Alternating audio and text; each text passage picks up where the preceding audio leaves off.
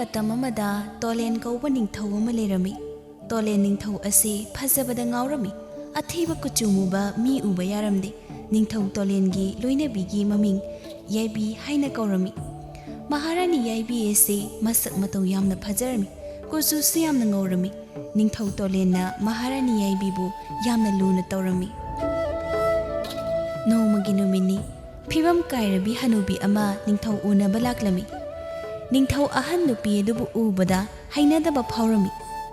Hanubi du ningthau bu ubada harauna hare. Iningthau nanai ngarangdagi karigumba amata charaktri. Nanai aibu chaba yaba karino khajikta pijabiyu iningthau. Ningthau sauna He hanubi nang mafamsida kanagi ayaba yauduna changaklibano.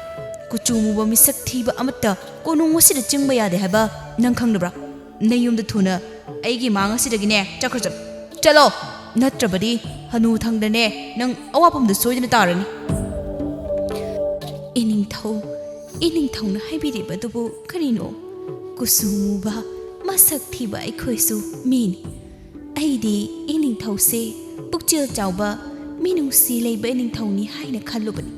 Adubu iningthau di khwaidagi pukchil pikpa ningthau oiramle. Ningthau sauna Hai lamisa masigi hanubi ase mafam sidagi yam thuna puthokro. Lanmi khara jangsilaktuna hanubi dubu thoknaba hairami. Hanubi du pendana asumna hairami. Aibu kuchu mui sakthi haiduna nuknariba ningthau aina sap tawri. Madudi nangi ahanba phanggadawriba nasa adusu aigumna kuchu muba masak thiba ama pokpo oyu. Matam maduda naksu khanganidana. Ase hairamduna hanubi du sauna chatkirami. Ningthau Tolen ahan nupi aduna tawramliba sak ado mahakarisu khalamde. Ningthau Tolen du Maharani gi manakta laklami. Ningthau Maharani da munna yengduna le. Maharani na iningthau kari tawrabagi nanai da atuk munna yengbiriba dubo. Maharani nang siyamna phajai. Yengli makhai penba sunai naide. Maharani nokladuna haire. Iningthau adu oirakana lebaki thabak tawdabi nanai nubida dom yengduna leibirodana. Ningthau noktana aidi laininglabani. Ado Maharani aikhoi anigi ihan hana phanggadawriba icha aside nangumna masak matau phajabi isanupi mapa phasu phajagani asuk phajabi aigi Maharani na poppa machabu thi haibro. Ase haiduna ningthauga Maharani gado nokminarami. Asumna matam haukhibana Maharani yaibisu makum matha suraduna angang unabi amaibina angang unanaba haiguna tawrami. Ningthau pakhatna Maharani na angang unariba ka adudgi thongjinda hangat handa chattuna lerami. Ngihak leiba amaibido maithongda pakhatpa amaga loinaduna thoklei. Ningthau khangnina amaibi kamai dawre. Iningthau Maharani do angang nupi mu unare. Madu tabada ningthau ado yamna haraurami. Kari haiba amaibi angang nupi ma unare haiba. Isagi phajaba masakto amukta yengi pen ai amukta yengene. Ase haiduna Maharani na leiriba kahaduda changlei. Maharani gi manakta tumliba angang adu ubada ningthau adu ngakpana loirami. Angang adu musuk murami. Masaksu yamna thirami. Ningthau angang adugi masakta ubada masada hainadabam phauram. Sibu aigi isa amaibi hayo angang asi nangna onana thoklaklibra. Amaibi do pakatna nate ningthau angang ase Maharani na hekpokpa machani aibu thajabiyo iningthau. Yare amaibi nang chalo. Amaibi adusu ningthau bu khoiramlamlaga chatkirami. Ningthau Maharani da asuna hairami. Maharani angang asi hatokrasi. Maharani pakatna nate iningthau angang ase masak thirabasu kuchumurabasu aikhoigi ichani. Maharani naha khangnibra natra kuchumuba masak thiba mise ai hainade haba. Iningthau nanai nupi khangse adabu iningthau thiba phajaba haibasidi isurmana sembani. Maharani aina hairibasini angang ase hatokrasi.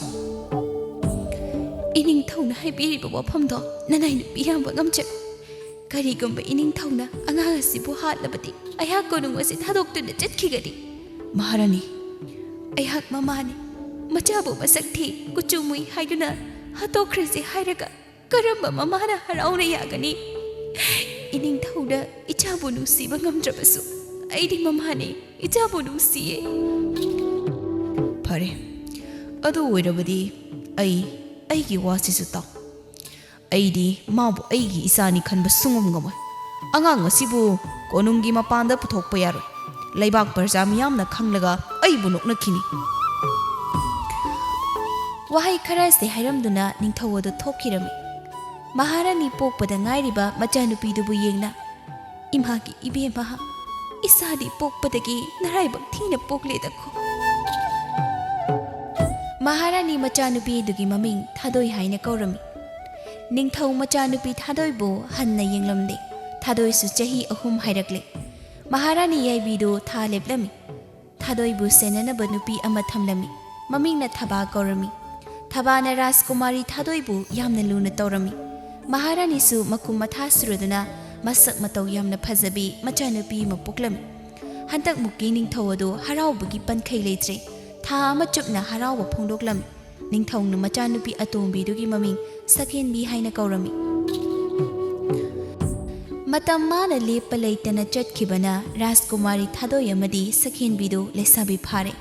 Rajkumari sakenbi mapaningthawna mana tawningba maning tawhalami.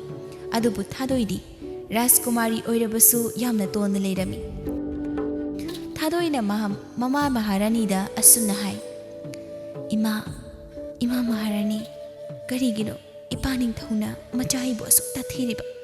Aibu uba khuding ipaning thawna sauribasi kaigino ima. Imagi thadoi nongmadi na paning thawna ichabu soidana nusibirakhin matamdo ngayu. Aina hek wakhal tarakpadagi ipaning thawgi minusi thawzan phanglakje. Inaw sak henbidi ipaning thawna luna nusina tawe. Ipaning thawna aibu thina tawribasigi maram aina sak thina poklubagir ima. Maharani nungaitana kanana isabu sak thi hairibano. Sak chuna mi amagi magun lepkadaba nati. Thamoi singba minusi leiba tubuni phazaba haibase isa asidi landa lalunu. Landa bagidine isor leibat. Asumna mama macha wari sanarami. Somdana sakin bidu magi manai nupi sing aduda asumna hairami. Aige irujana bai sing tharang taw. Phani Rajkumari. Manai nupi sing do thokirami.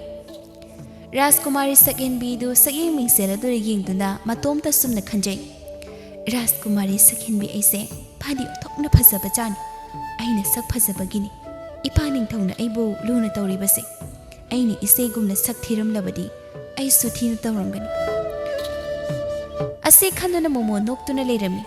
Manai nupi ama changaktuna Rajkumari ising thawrang tawjare. Ai laklage chalamo. Rajkumari du irulu janaba chalami. Makhuttuna ising do thengduna yengi. Ising du yamna inglami. Rajkumari sauna manakta leiribi manai nupi dugi mamaida khopakna tharami. Rajkumari sauna aibu ising basina lujeraga nahange haiduna thawrang tawribro noigise. Rajkumari na ising thawrang taw khak haibirakpaduda tawzabani. Mase soikhre lankre haibagi mahutta Rajkumari egi chinthakta hangatna khumba. Adubudi nang ngasigi numit chupa mane sigi ising basina tingduna leigadabani. Manai nupi du makhut ani lonaduna Rajkumari ai lanjare aibu mukta ngakpiho. Minai nupi nangbu ngakpiba hauzimo ising sida lupo. Manai nupi edisu Rajkumari bukibana ising ayingbadu da luptuna leirami. Ningtham thagi matam oibana yamnasu inglami. Manai nupi do masado thak nikpa makai ising ayingbadu da lupli. Matawdubu yengna Rajkumari sakhenbi madi nokli. Somdana Rajkumari thadoi magi kaada leirami. Thadoi asi magi kaadagi hendok halamde. Thabado chana thaknaba puduna lakli. Rajkumari asa thak pujarakle. Ine ima Maharani do mafam amta haibigera. Kari wafam oirabano Rajkumari. ine ai kaasida leibase yamna wari thang ta tamnaba sindak purelama thibiyo haina ima maharani da haibiyo phagani Rajkumari nanaina Rajkumari gi wafam ase maharani yonaba haizaki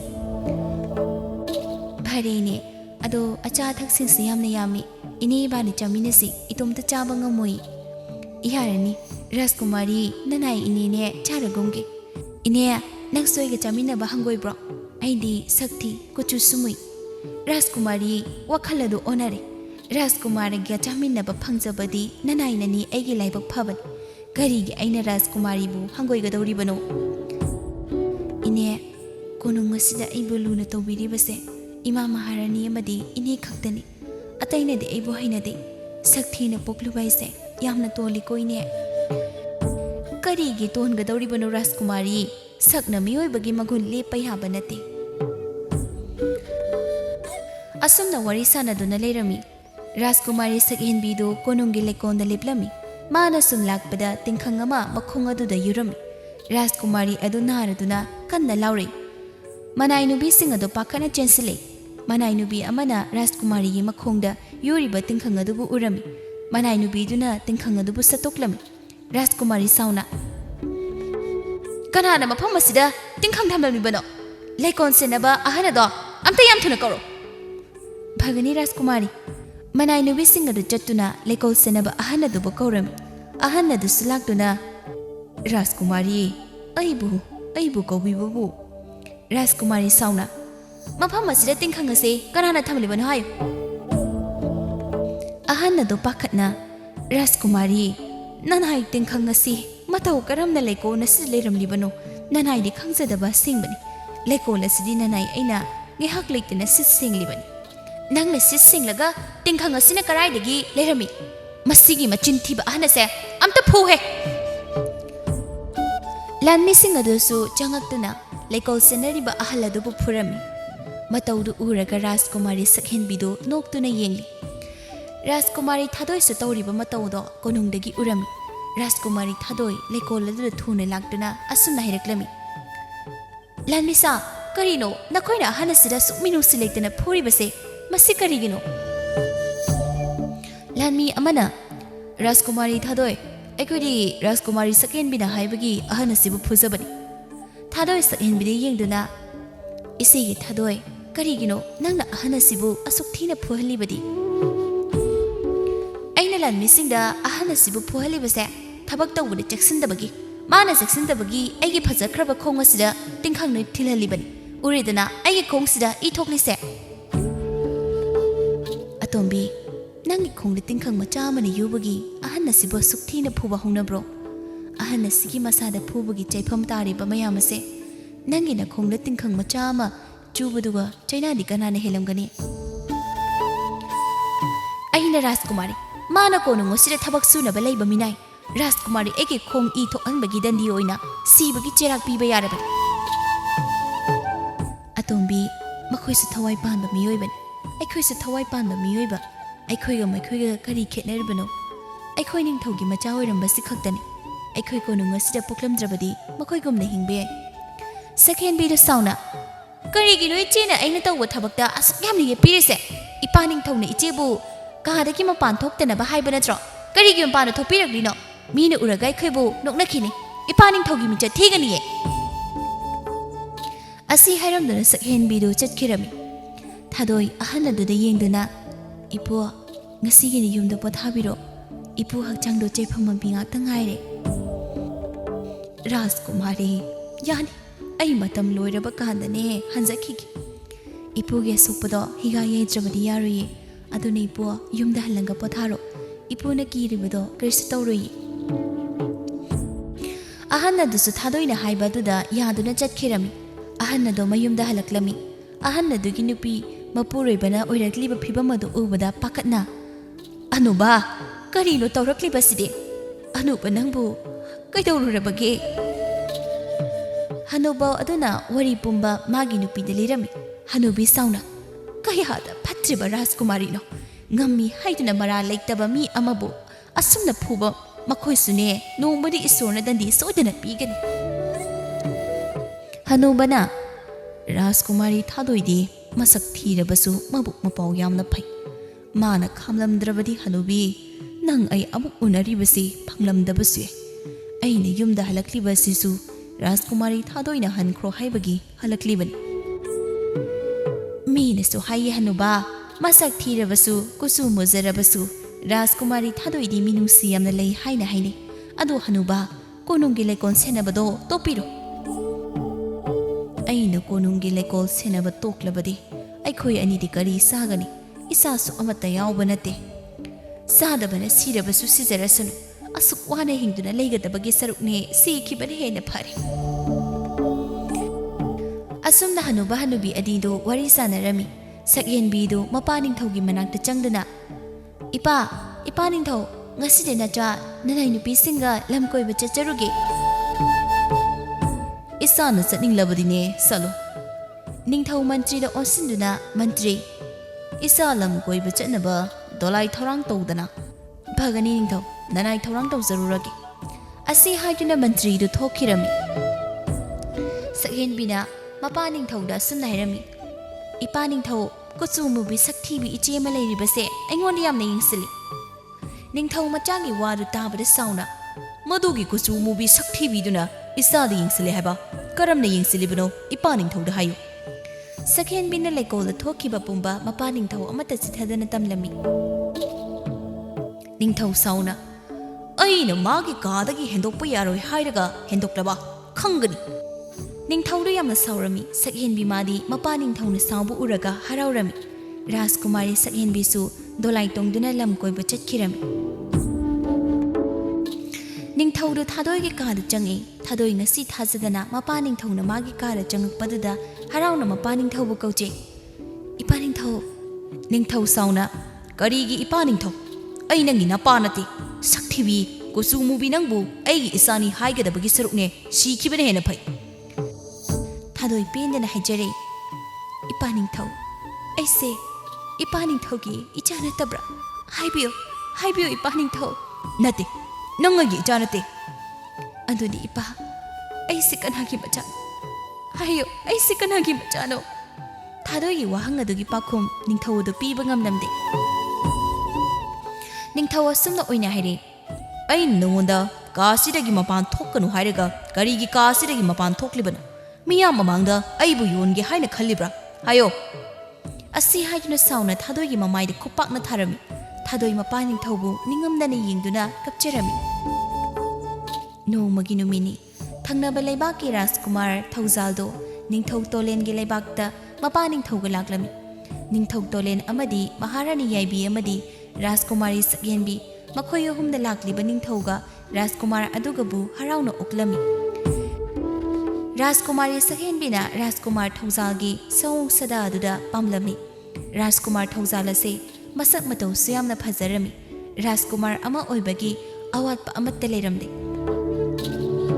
ꯑꯗꯨꯕꯨ ꯔꯥꯖꯀꯨꯃꯥꯔ ꯊꯧꯖꯥꯜꯅꯗꯤ ꯔꯥꯖꯀꯨꯃꯥꯔꯤ ꯁꯛꯌꯦꯟꯕꯤꯕꯨ ꯍꯟꯅ ꯐꯥꯎꯕ ꯌꯦꯡꯂꯝꯗꯦ ꯔꯥꯖꯀꯨꯃꯥꯔꯤ ꯁꯛꯌꯦꯟꯕꯤꯗꯨ ꯃꯕꯨꯛꯅꯤꯡꯗ ꯁꯨꯝꯅ ꯈꯜꯂꯤ ꯃꯁꯤꯒꯤ ꯔꯥꯖꯀꯨꯃꯥꯔꯁꯤꯕꯨ ꯀꯔꯤ ꯔꯥꯖꯀꯨꯃꯥꯔꯅꯣ ꯃꯃꯥꯡꯗ ꯃꯁꯛ ꯃꯇꯧ ꯐꯖꯕꯤ ꯔꯥꯖꯀꯨꯃꯥꯔꯤ ꯑꯃ ꯂꯦꯞꯇꯨꯅ ꯂꯩꯔꯤꯕꯁꯦ ꯃꯤꯅ ꯐꯥꯎ ꯌꯦꯡꯉꯛꯇꯦꯅꯦ ꯏꯄꯥ ꯅꯤꯡꯊꯧꯗ ꯍꯥꯏꯗꯨꯅ ꯃꯥꯕꯨ ꯑꯩꯒꯤ ꯅꯨꯄꯥ ꯑꯣꯏꯗꯕ ꯌꯥꯗꯦ ꯑꯁꯤ ꯈꯟꯗꯨꯅ ꯔꯥꯖꯀꯨꯃꯥꯔꯤ ꯁꯛꯌꯦꯟꯕꯤꯗꯨ ꯃꯉꯣꯟ ꯎꯠꯆꯔꯝꯃꯤ ꯑꯍꯤꯡꯒꯤ ꯃꯇꯝꯅꯤ ꯔꯥꯖꯀꯨꯃꯥꯔꯤ ꯊꯥꯗꯣꯏꯗꯨ ꯃꯥꯒꯤ ꯀꯥꯗꯒꯤ ꯂꯣꯟꯅ ꯊꯣꯛꯂꯛꯇꯨꯅ ꯀꯣꯅꯨꯡꯒꯤ ꯂꯩꯀꯣꯜ ꯑꯗꯨꯗ ꯐꯝꯗꯨꯅ ꯅꯨꯡꯁꯤꯔꯕ ꯏꯁꯩ ꯑꯃ ꯁꯛꯂꯤ ꯔꯥꯖꯀꯨꯃꯥꯔ ꯊꯧꯖꯥꯜꯅꯁꯨ ꯏꯁꯩ ꯑꯗꯨ ꯇꯥꯔꯝꯃꯤ ꯏꯁꯩ ꯁꯛꯂꯤꯕꯗꯨ ꯀꯅꯥꯅꯅꯣ ꯍꯥꯏꯗꯨꯅ ꯊꯤꯔꯛꯄꯗ ꯔꯥꯖꯀꯨꯃꯥꯔꯤ ꯊꯥꯗꯣꯏ ꯂꯩꯔꯤꯕꯗꯨ ꯎꯔꯝꯃꯤ ꯔꯥꯖꯀꯨꯃꯥꯔ ꯊꯧꯖꯥꯜꯅ ꯅꯪ ꯀꯅꯥꯅꯣ ꯅꯪꯕꯨ ꯃꯤꯔ ꯂꯥꯏꯔ ꯑꯊꯦꯡꯕ ꯑꯍꯤꯡꯁꯤꯗ ꯀꯣꯅꯨꯡꯒꯤ ꯂꯩꯀꯣꯜ ꯑꯁꯤꯗ ꯏꯁꯩ ꯁꯛꯂꯤꯕꯗꯤ ꯊꯥꯗꯣꯏꯁꯨ ꯔꯥꯖꯀꯨꯃꯥꯔꯗ ꯌꯦꯡꯗꯨꯅ ꯑꯩꯍꯥꯛ ꯔꯥꯖꯀꯨꯃꯥꯔꯤ ꯊꯥꯗꯣꯏꯅꯤ ꯊꯧꯖꯥꯜ ꯉꯛꯅ ꯔꯥꯖꯀꯨꯃꯥꯔꯤ ꯊꯥꯗꯣꯏꯗꯤ ꯈꯪꯗꯦꯅ ꯔꯥꯖꯀꯨꯃꯥꯔꯤ ꯁꯛꯌꯦꯟꯕꯤꯗꯤ ꯈꯪꯉꯤ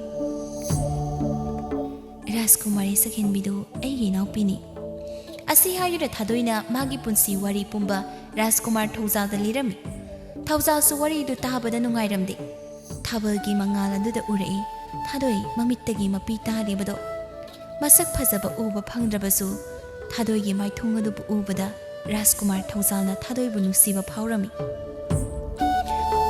ꯑꯍꯤꯡ ꯊꯦꯡꯂꯕ ꯐꯥꯎꯕ ꯃꯈꯣꯏ ꯑꯅꯤ ꯋꯥꯔꯤ ꯁꯥꯟꯅꯗꯨꯅ ꯂꯩꯔꯝꯃꯤ ꯊꯥꯗꯣꯏ ꯃꯥꯒꯤ ꯅꯤꯡꯉꯝꯗꯕ ꯄꯦꯟꯗ꯭ꯔꯕ ꯋꯥꯔꯤꯁꯤꯡꯗꯣ ꯔꯥꯖꯀꯨꯃꯥꯔꯗ ꯂꯤꯔꯝꯃꯤ꯫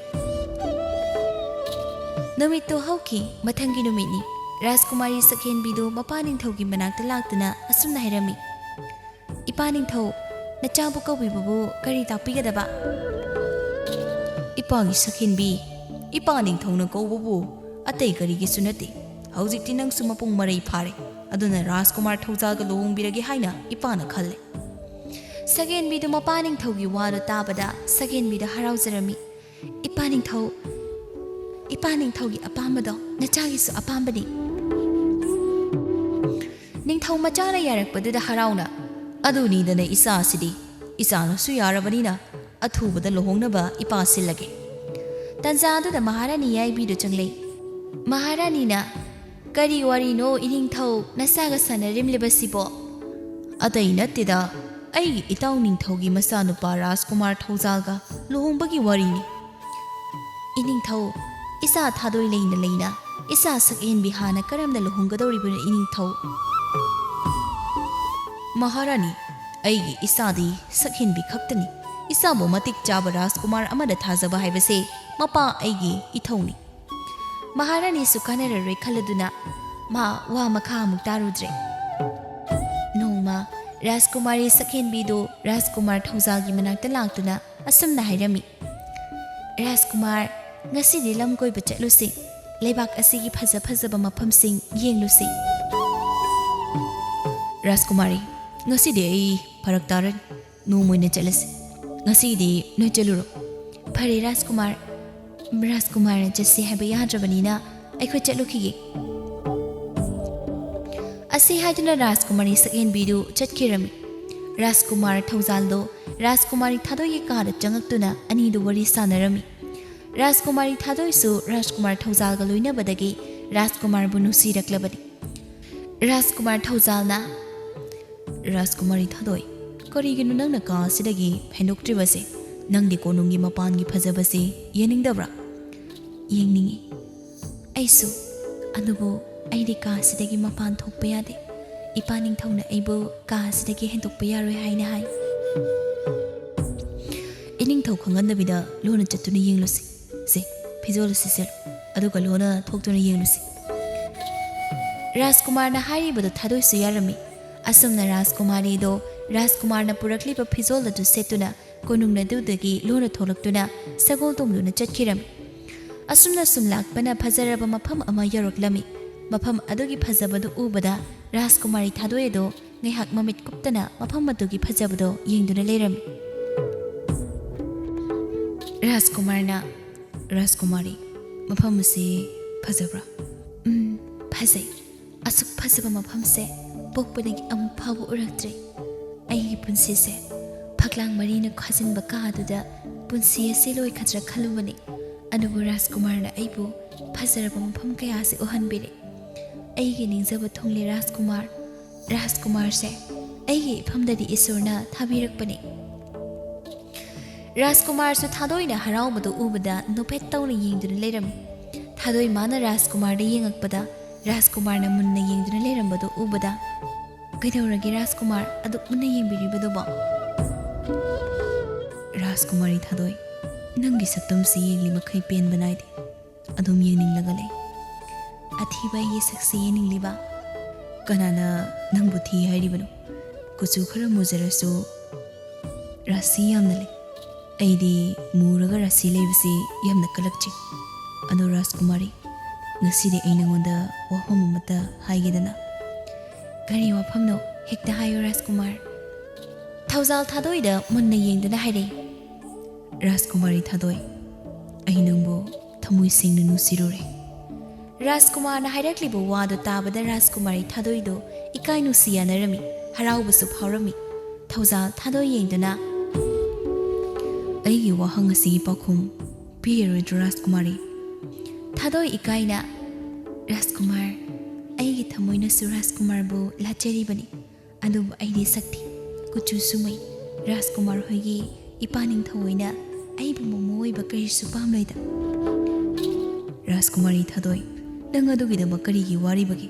ꯑꯩꯅ ꯐꯅꯕ ꯂꯣꯏꯅ ꯁꯤꯟꯒꯅꯤ꯫ ꯑꯩꯅ ꯋꯥꯁꯛꯇꯨꯅ ꯍꯥꯏꯔꯤ, ꯅꯪ ꯅꯠꯇꯕ ꯅꯨꯄꯤ ꯑꯃꯠꯇꯒ ꯑꯩ ꯂꯨꯍꯣꯡꯂꯣꯏ꯫ luhonglabsu nanga luhongani taibong simba mapuna sakhi thamduna aina wasakli